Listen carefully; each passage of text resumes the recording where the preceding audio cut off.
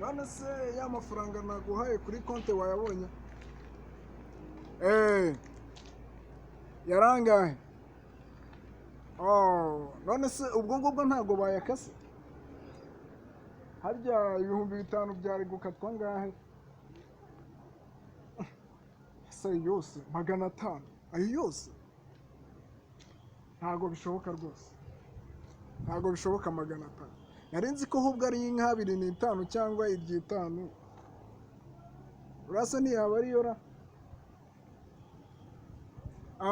Reka nze mbaze uyu mukozi wanjye uburyo byiriwe mu rugo, turaza gusubira mu kanya.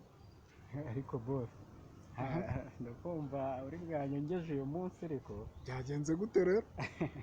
ndikumva uri bwanyongeje, ndumva bamenyemo amafaranga. Hagana hese mu gitebo hariya se? Numvise uri kuvugana n'abakire mwene banyu, ariko se boss nanjye ndashaka kuzakira. Naringize ngo byibuza wayoye mu gitebo uzana hariya, none kumbi naho ngaho. Boss njye ndashaka kuzakira kandi urufunguzo rw'imodoka ruri? Imodoka se yayindi ihenga. Urufunguzo rw'imodoka se boss nawe narubuze. Ahubwo si imodoka ubu ngubu wayogeje kwera?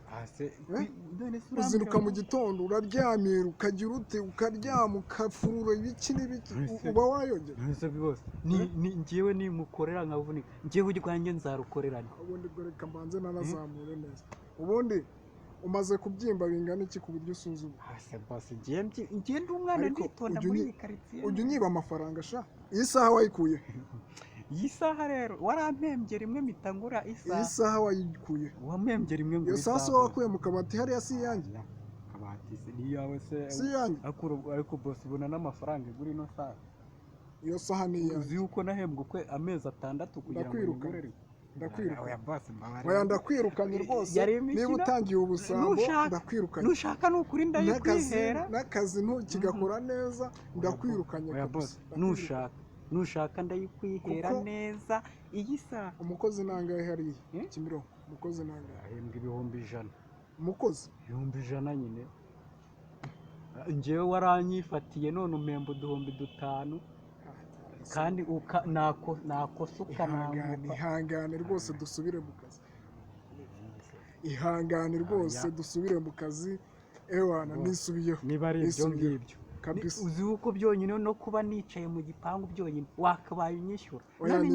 Nisubiyeho. Ihangane ndakongeza ariko nisubiyeho. Ndakongeza. Ubwo biragena na kondisiyo imwe rero. Ndakongeza rwose. Kondisiyo iyi? Kondisiyo nahembwaga 5,000 ariko urahita wongeraho igiceri cy'10. Igiceri cy'10? Ndakuhereza igiceri cya rumwe.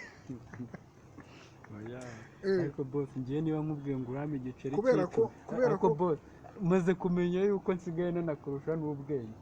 Genda kwaka igiceri cy'10 ukama igiceri cya rumwe. Uruki n'urukweto cyangwa na amafaranga? Urubodaboda.